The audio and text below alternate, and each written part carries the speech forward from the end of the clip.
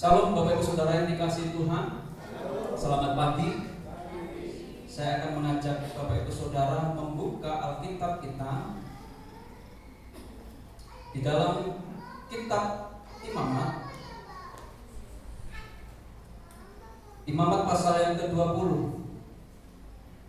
ayat 1 sampai dengan ayat 10. Imamat pasal 20 ayat 1 sampai dengan ayat 20. Ayat 1 sampai dengan ayat yang ke-10. Silakan Bapak Ibu Saudara menyimak. Saya akan membacakan untuk Bapak Ibu Saudara. Demikian firman Tuhan. Kudusnya umat Tuhan. Tuhan berfirman kepada Musa, engkau harus berkata kepada orang Israel, setiap orang, baik di antara orang Israel maupun dari antara orang asing yang tinggal di tengah-tengah orang Israel, yang menyerahkan seorang dari anak-anaknya kepada Molok, pastilah ia dihukum mati, yakni rakyat negeri harus melentari dia dengan batu. Aku sendiri akan menentang orang itu dan akan melenyapkan dia dari tengah-tengah bangsanya, karena ia menyerahkan seorang dari anak-anaknya kepada Molok, dan dengan maksud menajiskan tempat kudusku dan melanggar kekudusan namaku yang kudus. Tetapi jikalau rakyat negeri menutup mata terhadap orang itu, ketika ia menyerahkan seorang dari anak-anaknya kepada Molok dan tidak menghukum dia mati, maka aku sendiri akan menentang orang itu serta kaumnya dan akan melenyapkan dia dari tengah-tengah bangsanya, dan semua orang yang turut berzinah mengikuti dia, yakni berzinah dengan menyembah Molok. Orang yang berpaling kepada arwah atau kepada roh peramal, yakni yang berzinah dengan bertanya kepada mereka, aku sendiri akan menentang orang itu dan melenyapkan dia dari tengah-tengah bangsanya. Maka kamu harus menguduskan dirimu dan kuduslah kamu, sebab akulah Tuhan Allahmu. Demikianlah kamu harus berpegang pada ketetapanku dan melakukannya. Akulah Tuhan yang menguduskan kamu. Apabila ada seseorang yang mengutuki ayahnya atau ibunya, pastilah ia dihukum mati. Ia telah mengutuki ayahnya dan ibunya, mengutuki ayahnya atau ibunya, maka darahnya tertimpa kepadanya sendiri. Bila seorang laki-laki berzinah dengan istri orang lain, yakni berzinah dengan istri sesamanya manusia, pasti keduanya dihukum mati, baik laki-laki maupun perempuan. Bapak Ibu Saudara yang dikasihi Tuhan, firman Tuhan pada pagi hari ini saya berikan judul atau tema, menjaga hati tetap kudus. Saudaraku, kesucian adalah bagian penting dalam hubungan kita dengan Allah. Di dalam Imamat pasal 20 ayat 1 sampai dengan ke-10, Tuhan dengan tegas memberi perintah untuk menjauhkan diri dari dosa, khususnya yang berkaitan dengan penyembahan berhala dan pemberontakan terhadap otoritas. Otoritas di sini dimaksud adalah Allah. Siapakah Molok? Bapak Ibu Saudara, di dalam Imamat pasal 20 di situ disebut berkali-kali satu nama, yaitu Molok. Molok ini adalah dewa yang disembah bangsa Israel kuno. Bahkan di luar Israel itu juga menyembah dewa yang bernama Molok ini, Bapak Ibu Saudara. Dan dewa Molok ini dikenal oleh bangsa Israel, khususnya di daerah wilayah Kanaan atau Fenisia di sekitar timur. Nah, dalam Alkitab Molok dikenal sebagai dewa yang terkait dengan praktik penyembahan yang sangat keji. Adapun penyembahan itu adalah memberikan persembahan kepada dewa itu. Bahkan yang dipersembahkan itu adalah seorang anak. Kenapa seorang anak? Karena seorang anak dianggap belum ada dosa atau masih suci. Bagaimana cara penyembahannya? Bagaimana cara mempersembahkan korban anak ini? Anak ini dibawa kepada mezbah. Lalu anak ini disembelih. Dan setelah disembelih, anak ini dilemparkan ke dalam lubang perapian. Pernah kita mungkin melihat TV ya, dengan film-filmnya seperti itu gambarannya. bahwa Molok yang diagung-agungkan, yang menjadi sesembahan bangsa Israel kuno, yang menyimpang dari Allah, dia melakukan ini. Dia menganggap bahwa Molok atau dewa yang ia sanjung ini menggantikan posisinya Tuhan Allah Israel atau Allah Yahweh. Dengan tujuan bahwa setiap hal yang dilakukan, ritual-ritual keagamaan yang dilakukan ini menjadi suatu persembahan yang harum di hadapan Allahnya, dewanya, yaitu Molok. Dengan begitu setiap hal permohonannya ini bisa terwujud, bisa terkabul. Ini adalah cara penyembahan Israel kuno yang mereka hatinya sudah berbelok dari Allah. Makanya Bapak Ibu Saudara, Israel disebut bangsa yang tegar tengkuk. Kenapa? Terkadang dia sadar dia menyembah kepada Allah yang benar, yaitu Allah Yahweh. Tetapi kalau mulai rada senawan sidik, kumat sidik, dia akan beralih ke dewa. Dia beralih kepada benda yang dianggapnya memiliki kuasa. Ini yang disebut Molok itu tadi Bapak Saudara. Enggak main-main. Korban yang disampaikan kepada dewa Molok hampir sama korban bakar yang disampaikan kepada Allah Yahweh. Hanya bedanya ini bayi atau ini anak yang masih suci, anak yang belum berdosa. Ini yang dipersembahkan. Dan apa yang dilakukan ini di hadapan Allah merupakan perbuatan yang sangat kecil, Bapak Ibu Saudara. Kita akan lihat nanti. Bapak Ibu Saudara dikasih Tuhan, melalui perikop ini kita akan melihat, kita akan diajar 3 prinsip penting untuk menjaga hati agar tetap kudus sehingga hidup kita tetap layak di hadapan Tuhan. Apa yang dilakukan bangsa Israel kuno terhadap penyembahannya terhadap Molok, menurut mereka apa yang ia lakukan ini adalah ibadah yang layak di hadapan dewanya. Dia menyamakan kedudukan Allah dengan dewanya itu. Maka apa yang dilakukan? Ia harus memberikan korban. Ketika ada korban, maka Allah berkenan atas hidupnya. Hanya yang membedakan Bapak Ibu Saudara, apa yang dilakukan oleh bangsa Israel kuno ini, bahkan di luar orang Israel pun juga melakukan hal yang sama. Kegiatan dan rutinitas yang mereka lakukan, kegiatan keagamaan dilakukan, justru malah dianggap sebagai kekejian di hadapan Allah. Apalagi itu dilakukan di altar yang kudus, apalagi itu dilakukan di atas mezbah, Allah akan memberikan hukuman. Baik hukuman tertulis yang harus dilakukan bangsa Israel itu sendiri maupun Allah sendiri yang turun tangan, tadi ditulis seperti itu. Kalau engkau hai bangsa Israel dan engkau hai para imam-imam kepala yang sudah mengetahui ajaran, yang sudah mengetahui hukum, jika engkau tidak melakukan hukum, apa hukumnya Bapak Ibu Saudara?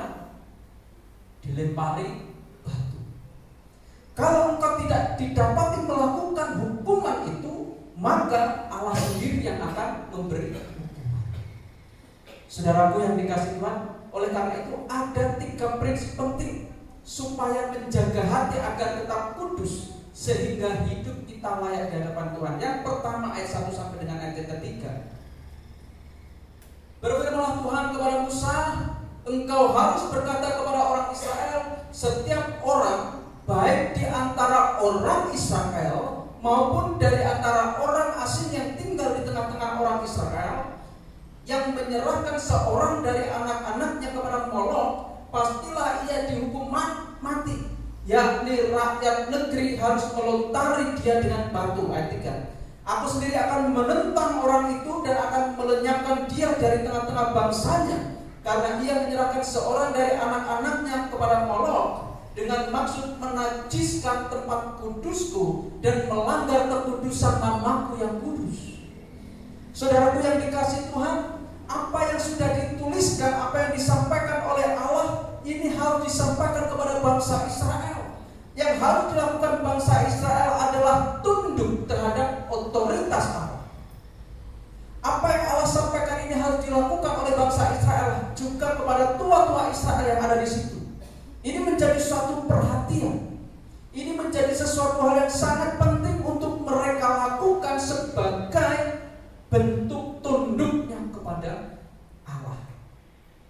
Lempari dia dengan batu, sebab itulah hukum yang ditulis oleh Musa dan disepakati oleh bangsa Israel lainnya. Ketika ada sesuatu pelanggaran terjadi dan itu harus dilakukan, yang namanya hukum Taurat itu harus dilakukan. Ayat 3 di situ menegaskan kalau engkau tidak bisa melakukan itu, maka apa yang terjadi? Ingatlah bahwa aku kudus, Allah. Allah itu kudus. Allah tidak bisa dicampur dengan dosa. Apalagi perbuatan yang dilakukan bangsa Israel yang menyimpang ini merupakan suatu kekejian.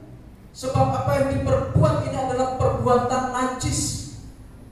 Di mana perbuatan najisnya? Perbuatan najisnya itu adalah ini, Bapak Ibu Saudara, yaitu melakukan ritual itu di tempat kudus, di mana nama Allah yang adalah kudus itu dilecehkan dengan melakukan apa? Ritual keagamaan yang menyimpang dari aturan yang sudah ditetapkan oleh Allah. Reka-reka ben mirip, tetapi justru ini adalah kekejian di hadapan Allah. Tunduk terhadap otoritas Allah. Nah, dalam konteks zaman itu, Bapak Ibu Saudara, dosa seperti menyerahkan anak kepada Molok, dewa itu tadi, merupakan tindakan yang menjijikkan di mata Tuhan karena menunjukkan pemberontakan dan penyembahan kepada dewa palsu.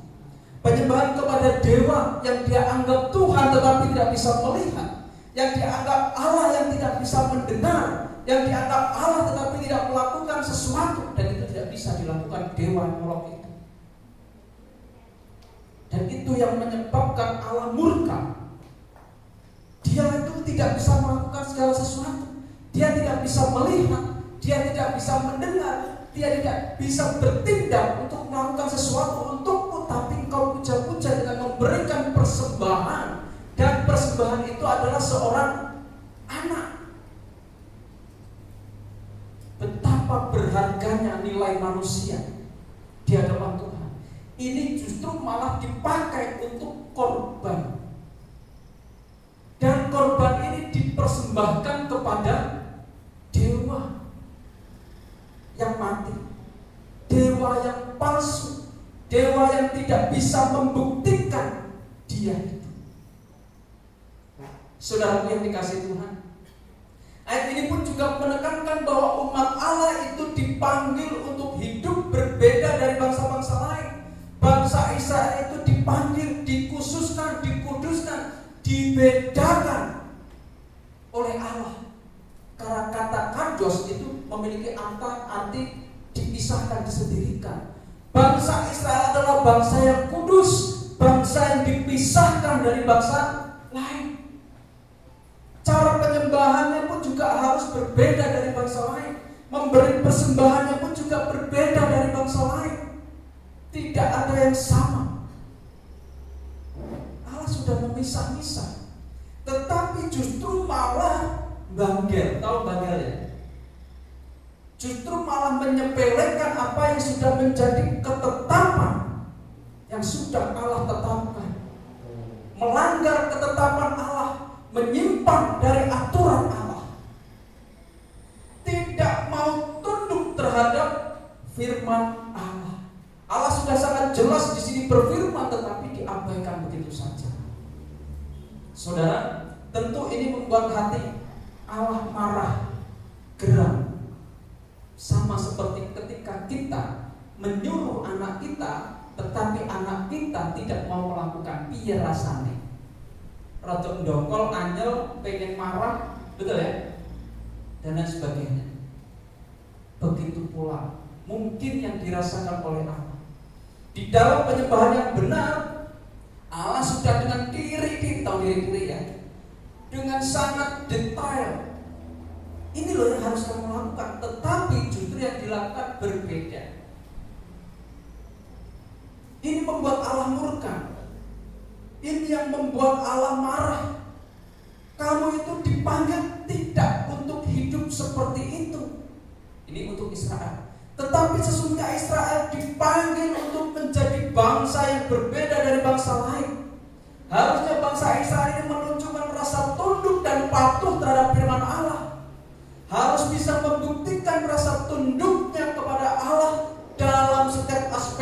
firman-Nya, termasuk penyembahan, termasuk ketika memberikan persembahan,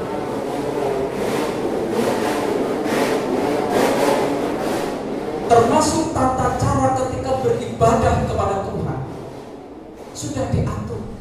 Tetapi bangsa Israel tidak menunjukkan ketundukan terhadap otoritas firman Allah. Perlu diingat bahwa Dia adalah Allah yang cemburu, Allah yang tidak mau digantikan posisinya oleh apapun dan oleh siapapun. Dia itu pribadi yang cemburu. Saudara pernah mengalami merasa cemburu? Yang cemburu itu biar rasanya bagus, saudara. Dulu yang isik pacaran isik cemburu, saya ini sudah dibojoku wis bah-bah kono gitu. Cemburu itu aku pokoknya ada uang saya nyedaki pasanganku, ya ada rasa marah. Betul ya? Rasa-rasanya pengen tak samperin, tak ajak ngopi bareng gitu ya. Tak ajak jajan rica-rica bareng. Itu atau pengen yang lain. Rasa geram, rasa marah ketika orang yang kita sayangi, orang yang kita cintai didekati orang lain. Itu cemburu. Bahkan bisa menunjukkan ekspresi marah. Bahkan mungkin nek udah pulang ke masing-masing sing yang orang takonan, orang WA-an, orang teleponan, rong dina telung dina tak jarne, ben aku nesu anyel gitu ya. Kalau yang udah berumah tangga, cemburunya gimana? Kalau yang masih yang paling kan karena nggak satu rumah kan, beda rumah, paling di WA nggak dibales, di telepon nggak dijawab, terus apa lagi? Berupaya untuk memperbaiki, tetap nggak digagas. Nah sudah berumah tangga, rasa cemburu itu bentuknya seperti apa? Kamu masih cemburu kok? Masih bisa cemburu? Pak Yatim bisa. Jangan diharap orang yang sudah lanjut usia nggak punya cemburu, pasti punya cemburu. Mungkin kalaupun nggak cemburu secara personal, mungkin jealousnya berbeda, waktunya, perhatiannya, betul nggak? Wah ya, kopi jam 8 nih kopi wis metu kok iki metu. Biasanya jam 7 teh wis ana nang dhuwur meja, wis ditutup, wis diomongi, Pak teh diunjuk. Iki kok ora? Bu, piye lagi biasane teh wis enek cemepak. Teh entek, Pak. Teh entek, Pak. Yo tuku. Wah, ini rasa cemburu, iri.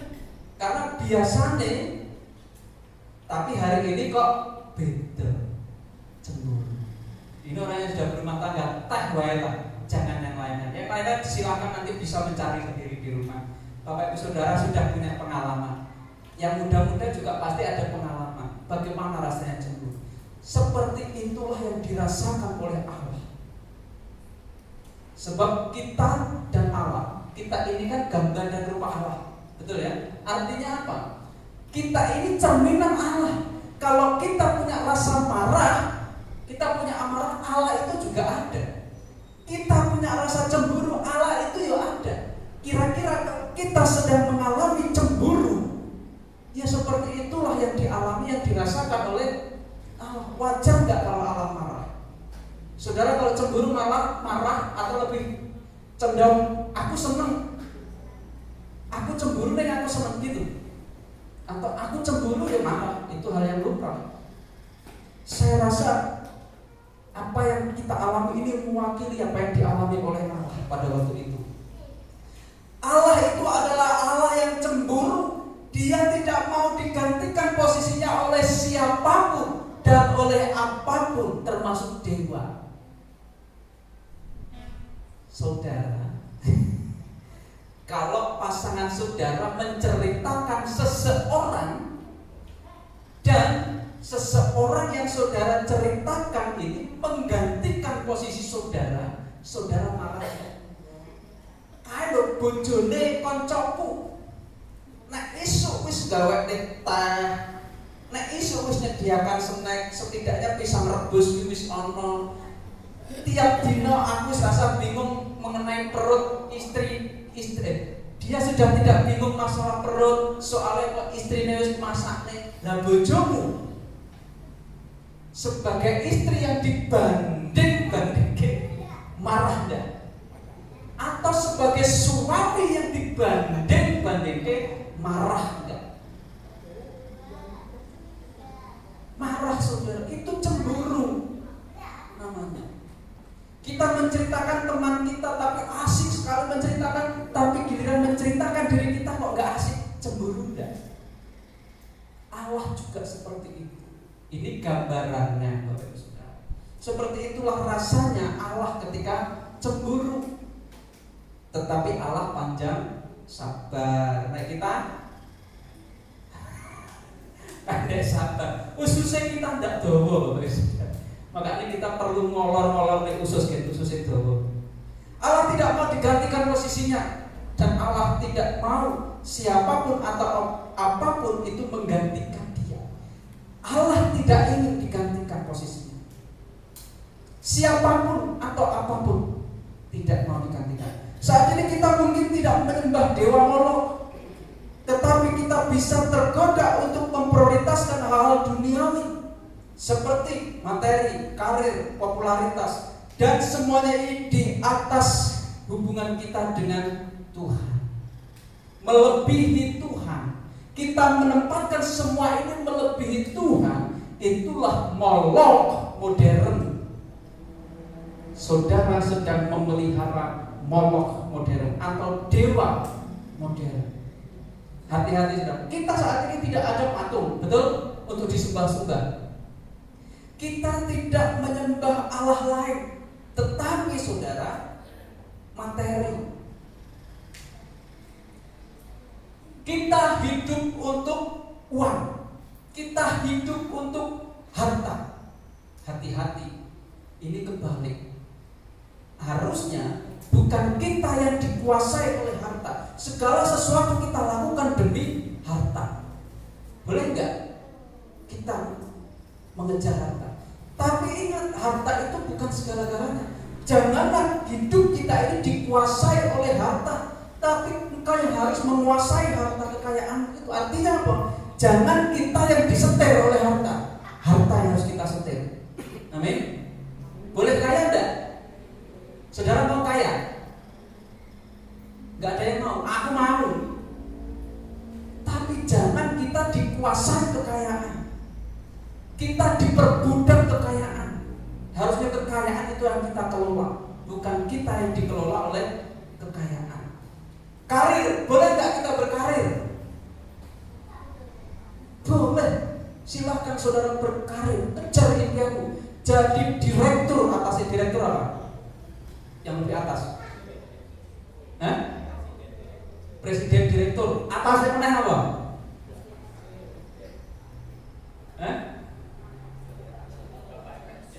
Bapak Presiden direktur, atasnya apa? Baik. Boleh? Boleh, kejar. Itu prestasi. Tapi ingat, jangan sampai karir itu menjadi prioritas utama dan hidupmu dikuasai oleh karena karir. Oleh karena karir, engkau hubunganmu dengan Tuhan jadi lemah. Oleh karena karirmu, akhirnya Tuhan menjadi yang nomor 2, itu berhala. Silahkan berkarir, tapi ingat, Tuhan itu tetap prioritas. Popularitas, terkenal. Saudara mau terkenal? Jarene saudara, jarene para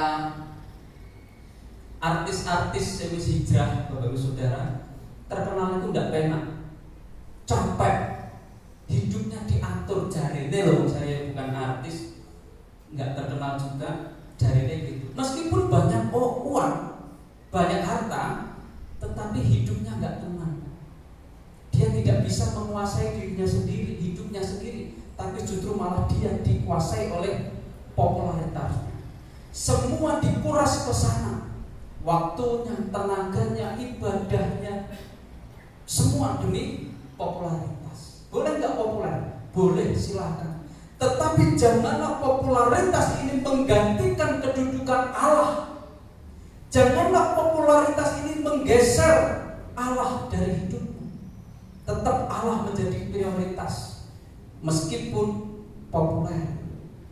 Banyak artis-artis di Indonesia, mereka populer, tetapi dia juga tidak kalah. Maksudnya dia juga tidak kalah di bidang kerohanian. Pelayanan tetap.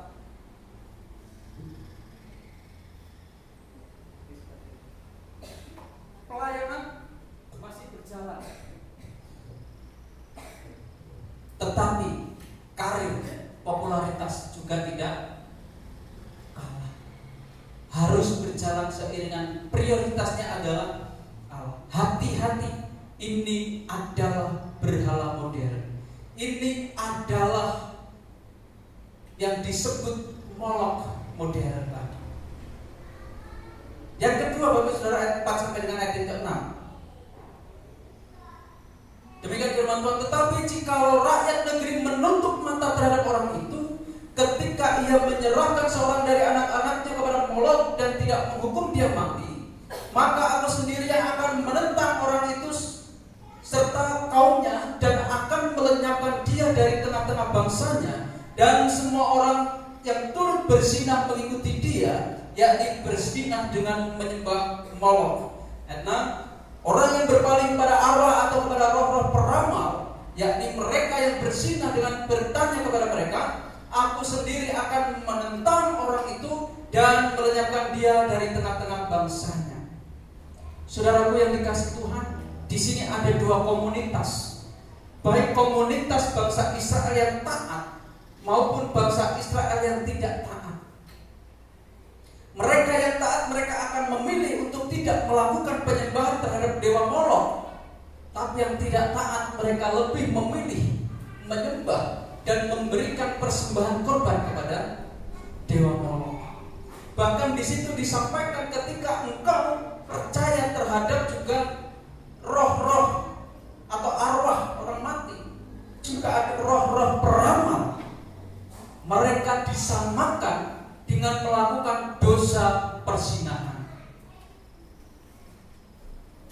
Dalam hal ini Bapak Ibu Saudara, ini juga menjadi aturan dan ini sudah menjadi perintah dari hukum Taurat bahwa perzinahan tidak diperbolehkan oleh Allah.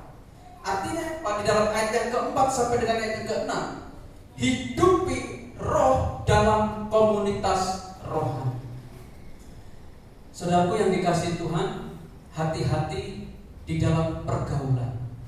Hai kaum muda, hai anak-anak muda, berhati-hatilah dengan pergaulan. Ini pun juga berlaku untuk orang-orang yang sudah dewasa. Berhati-hatilah dengan pergaulanmu. Sebab apa? Sebab pergaulanmu itu akan menentukan arah masa depanmu. Ketika engkau bergaul, ketika engkau hidup dalam komunitas yang benar, maka hidupmu akan menunjukkan hidup yang benar. Jika pergaulanmu pada komunitas yang tidak benar, maka hidupmu akan menjadi tidak benar. Saudara yang dikasihi Tuhan, dalam ayat 4 ayat sampai dengan ayat 6, Allah menunjukkan suatu peringatan yang sangat keras bahwa konsekuensi dari tidak takut kepada Tuhan berakibat pada hal yang sangat serius. Penyembahan kepada Molok membawa pemisahan dari komunitas dan dari Allah. Komunitas yang benar ini bersama dengan komunitas bersama dengan Allah.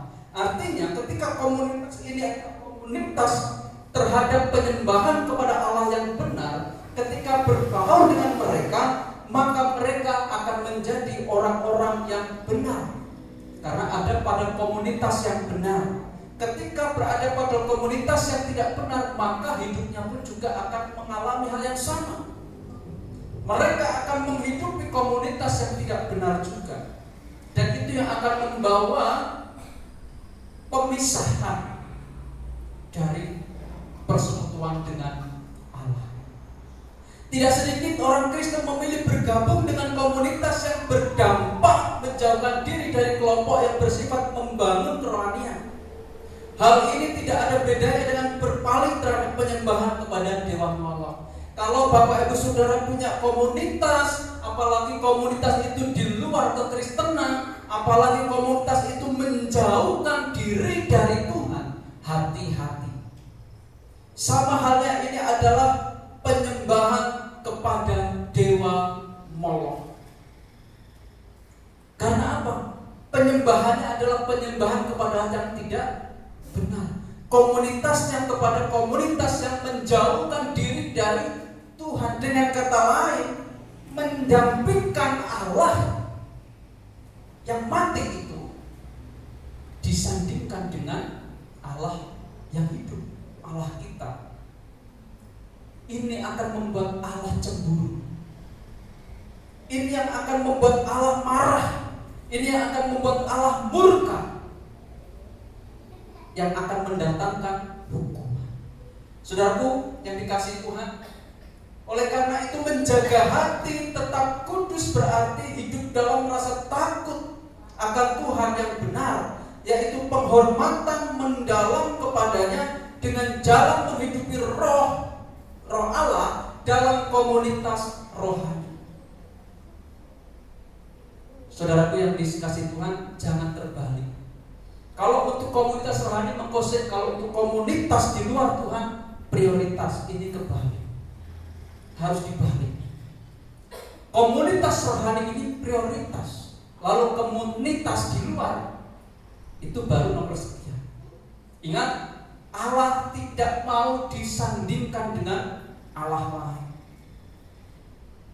Allah hanya ingin menjadi prioritas di dalam hidup setiap orang percaya. Berani saudara mengambil komitmen, Allah akan tetap menjadi prioritas di dalam hidupku. Berani mengambil keputusan seperti itu? Satu dua orang. Sebab masih takut kalau hari Minggu ada jagung.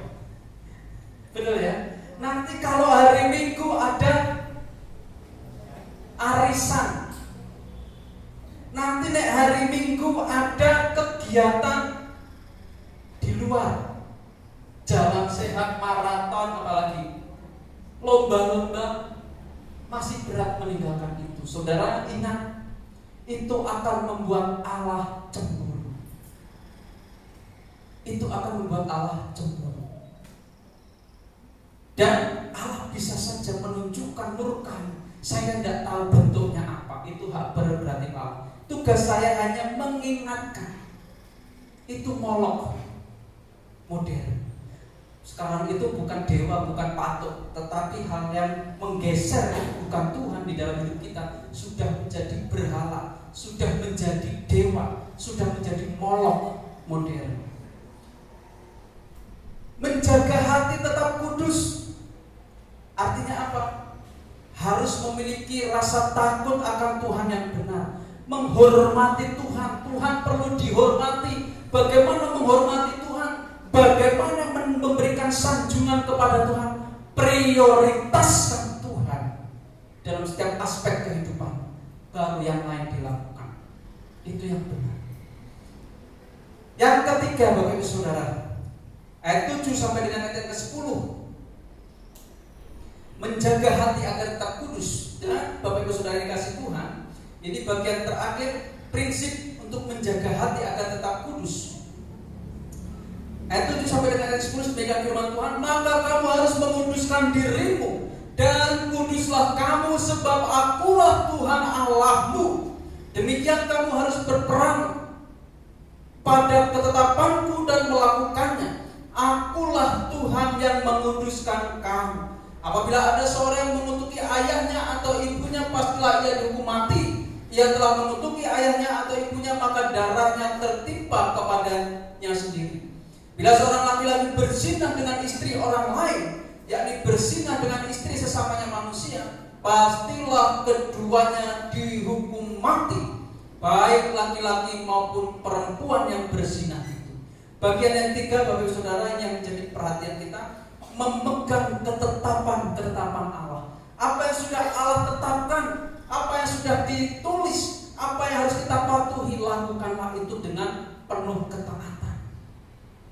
Bagian ini menegaskan pentingnya ketetapan Allah yang harus dipatuhi, baik dalam memberikan penghormatan kepada orang tua maupun dalam menjaga diri agar tetap kudus dan menjauhi zina. Ini merupakan bagian dari ketaatan yang harus ditunjukkan kepada Allah. Saya akan mengajak Bapak Ibu Saudara membuka Alkitab kita dalam kitab Ulangan. Tentu Bapak Ibu Saudara tahu ya ayat ini. Ulangan pasal 20. Ayat yang ke-12. Ini berbicara tentang 10 hukum Taurat. Ini berbicara tentang hukum Tuhan.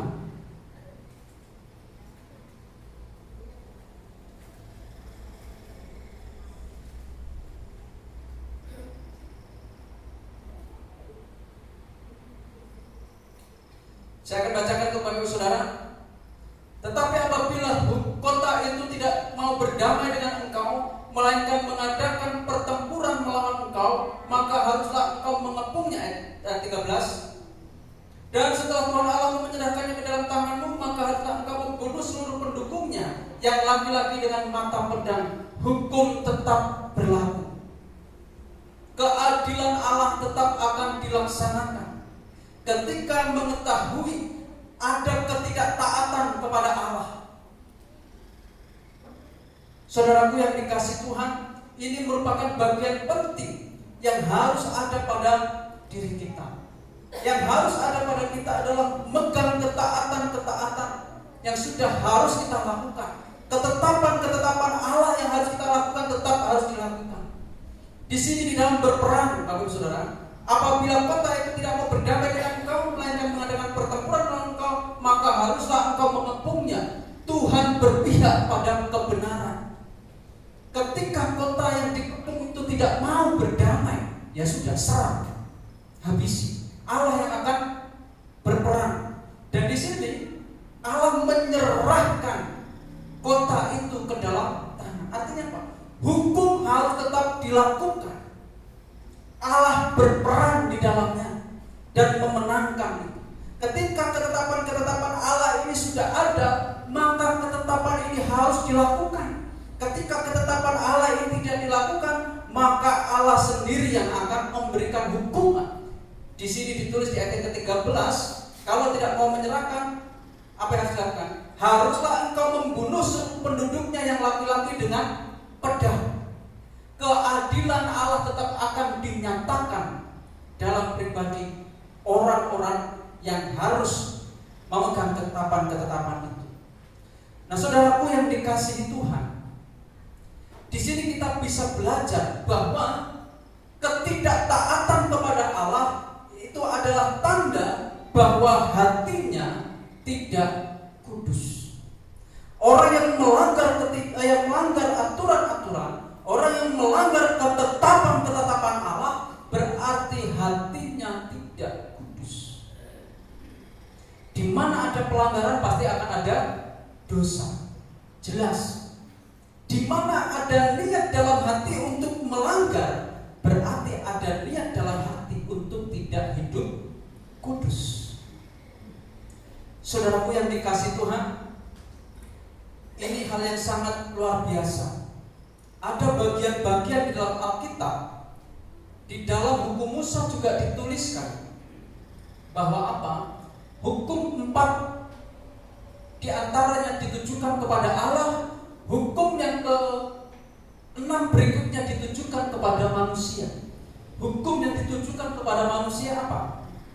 Hormatilah ayahmu dan ibumu. Ingat dan kuduskan hari Sabat. Lalu apa? Jangan membunuh, jangan berzina, jangan mencuri, jangan mengingini milik orang lain. 6 ini ditujukan kepada hukum kepada sesama. Ada 2 hal yang di situ yang dikutip di dalam imamat tadi, yaitu berkaitan dengan orang tua. Apabila ayat 9, apabila ada seseorang yang mengutuki ayahnya atau ibunya, pastilah ia dihukum mati. Ia telah mengutuki ayahnya atau ibunya, maka darahnya tertimpa kepadanya sendiri. Ini di dalam Matius pasal 15 ayat 4. siapa yang mengutuki ayahnya atau ibunya, ia pasti dihukum mati. Artinya apa? Betapa besarnya seharusnya penghormatan anak itu ditujukan kepada orang tua. Orang tua menjadi pribadi yang harus dihormati oleh anak. Ini adalah hukum yang ditulis di dalam 10 hukum Taurat, 6 diantaranya untuk sesama.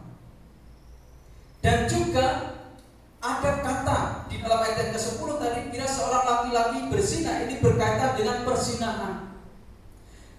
Di situ pun juga tertulis, ini menjadi ketetapan yang sudah harus dilakukan oleh manusia. Hukum berapa tadi? Jangan berzina. 7. Jangan berzina. Berzina di sini tidak sedang berbicara penyembahan kepada patung, tidak. Tapi berzina di sini adalah hubungan badan yang dilarang oleh Allah di luar pernikahan. Saudaraku yang dikasihi Tuhan, ini juga merupakan sesuatu hal yang kecil di hadapan Tuhan. Orang baik dia orang yang tidak mau taat, orang yang mau tidak menghormati orang tuanya, maupun perzinahan ini adalah kekejian di hadapan Allah. Hai anak-anak, hormatilah orang tua. Siapa di sini yang masih menjadi seorang anak? Saya sudah tidak punya bapak ibu. Bukan berarti saya tidak menghormati. Saudara yang sudah sepuh, Pak Warjo masih punya orang tua ya? Pak Warjo wajib menghormati orang tuanya. Padahal sebagai sudah menjadi orang tua. Orang tua ya harus menghormati orang tuanya. Anak-anak dia harus menghormati orang tua. Jadi menghormati orang tua ini tidak ditunjukkan kepada anak-anak kecil yang belum menikah toh. Hai orang tua, kau yang masih punya orang tua, hormati orang tuamu yang masih hidup. Kalau orang yang sudah mati, bagaimana cara menghormatinya? Tidak bisa. Penghormatan itu hanya bisa dilakukan ketika masih hidup. Mulyakne wong tuwa. Nah, kan banyak ya kita sering mendengar memuliakan orang tua. Ini menghormati orang tua. Memuliakan orang tua ini tidak harus serta-merta dengan materi. Saudaraku yang masih punya orang tua, hormati orang tuamu. Hai anak-anak, hormati orang tuamu. Patuhlah kepada orang tuamu, sebab itu kewajibanmu. Kita yang sudah dewasa tapi masih punya anak juga sama.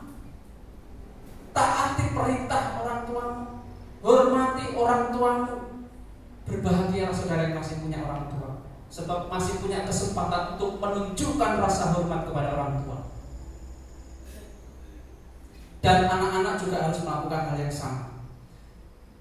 Bagian yang lainnya selain daripada menghormati orang tua, Bapak Ibu Saudara, di sini di ayat yang ke-10, bila seorang laki-laki berzina dengan istri orang lain, yakni berzina dengan istri sesamanya manusia, pastilah keduanya dihukum mati. Ini hukum Musa yang terjadi pada waktu itu. Bagaimana jika itu terjadi pada masa kini? Akankah hukum Musa? Tidak. Tetapi hukum Allah. Kita sudah bebas dari hukum Taurat, tapi bukan berarti kita mengabaikan hukum Taurat, tidak. Tetaplah ketetapan Allah itu tidak akan pernah bergeser dengan zaman apapun juga. Kalau yang namanya berzinah, ada perzinahan baik itu laki-laki maupun perempuan, tetaplah dosa di hadapan Tuhan. Kalau sekarang hukumnya bukan dilempari batu, tetapi hukumnya Allah sendiri yang akan memberikan hukum, dan kita dituntut untuk pertanggungjawaban itu di hadapan Tuhan.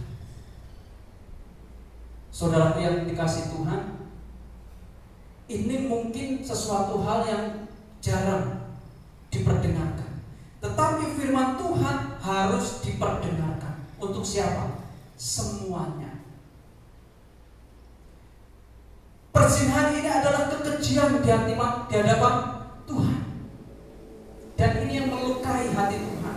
Oke, persetubuhan itu tidak terjadi, tetapi tadi hal lain di luar ini juga terjadi. menggantikan posisi Tuhan, itu sudah dianggap sebagai perzinahan. Saudaraku, berhala itu perzinahan. Hukumnya sama di hadapan Tuhan, itu adalah kekejian di hadapan Tuhan. Dalam kehidupan sehari-hari menjaga hati tetap kudus, ini mencakup ketaatan kepada firman Tuhan dan penghormatan terhadap otoritas yang telah Dia tetapkan, termasuk orang tua ataupun pemimpin rohani atau atasan, bahkan termasuk lawan jenis. Berhati-hati. Banyak hal terjadi di lingkungan kita, Bapak Ibu Saudara. Di berita-berita televisi kita sering mendengar hal seperti ini.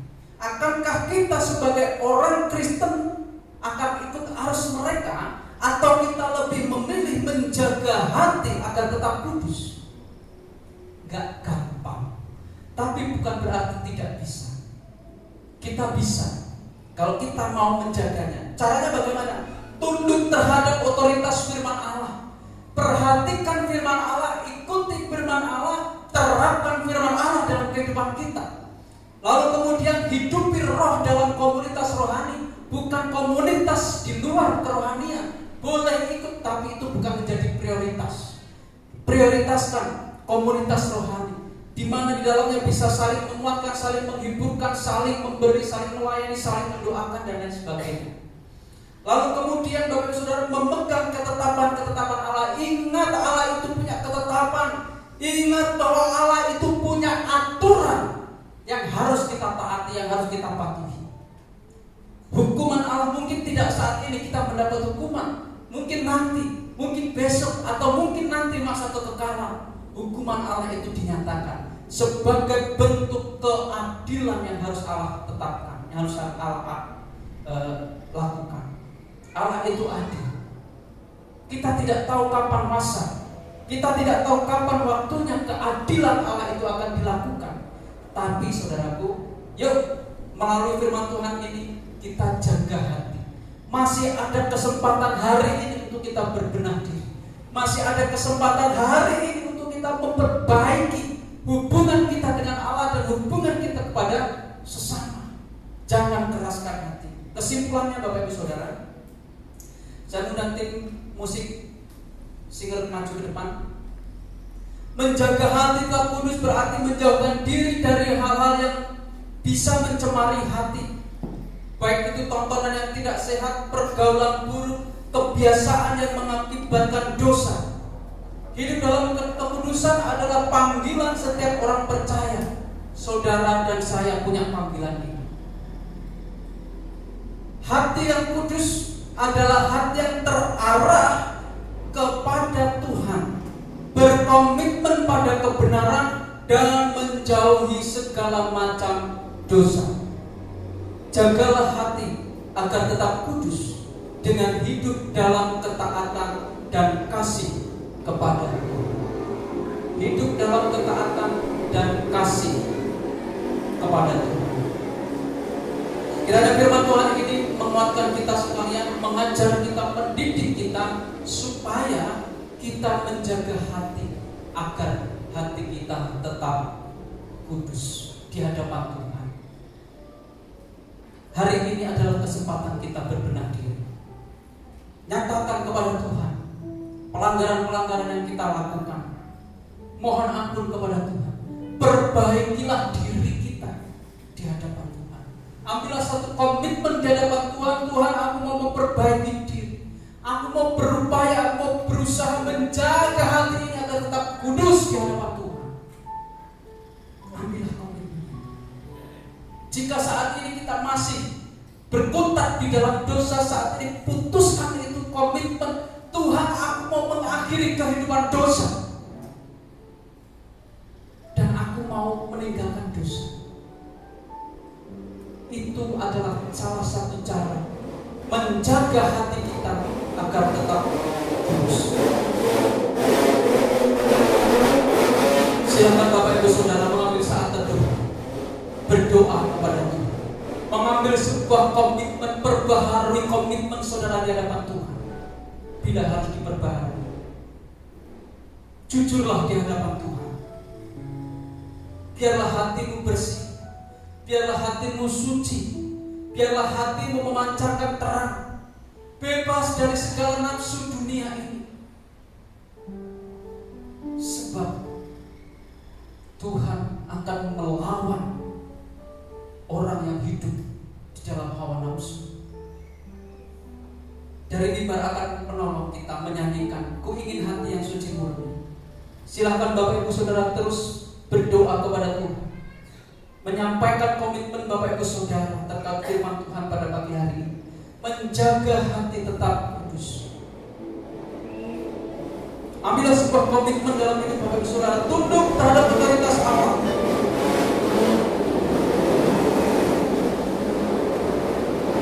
Hidupi rohmu di dalam komunitas rohani.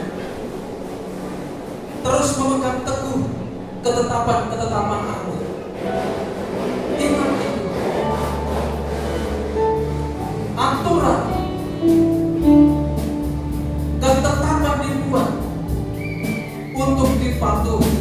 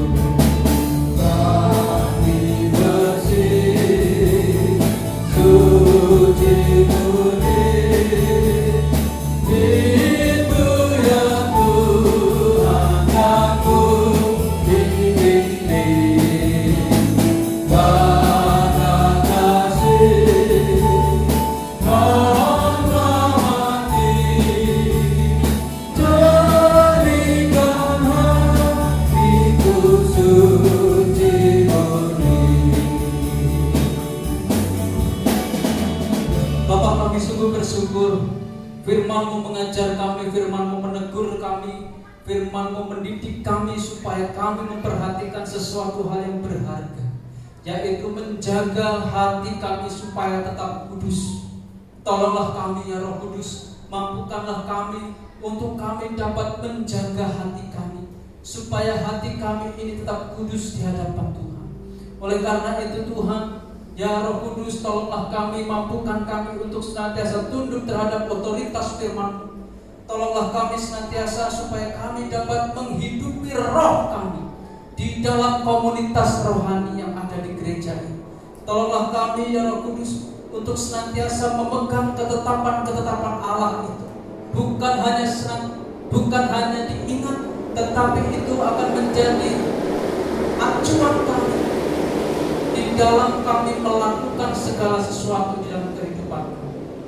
Terima kasih Tuhan, Firman-Mu meneguhkan kami, Firman-Mu mengingatkan kami supaya kami menjaga kekudusan hidup ini, supaya kami semakin serupa dengan Kristus. Terima kasih Tuhan, terima kasih. Hamba-Mu berhenti menyampaikan firman pada kesempatan ini. Kami percaya Kudus-Mu tidak akan pernah berhenti menolong kami, membimbing, memimpin kami, mengarahkan kami untuk kami hidup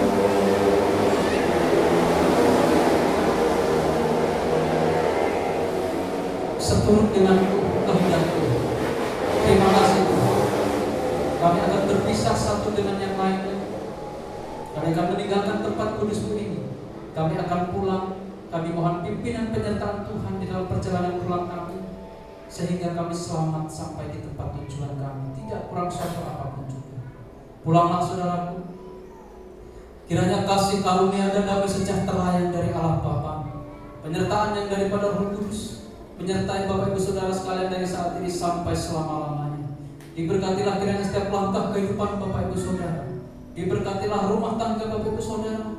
Diberkatilah pergumulan Bapak Ibu Saudara. Usaha pekerjaan Bapak Ibu Saudara diberkati. Karena kita berdoa, karena kita meminta berharap pada satu pribadi, Kristus Yesus, Tuhan Juru Selamat kami yang hidup. Kami berdoa dan kami menyerahkan setiap kehidupan kami. Haleluya. Amin. Silakan duduk kembali Bapak Ibu Saudara. Selamat hari Minggu. Tuhan Yesus memberkati.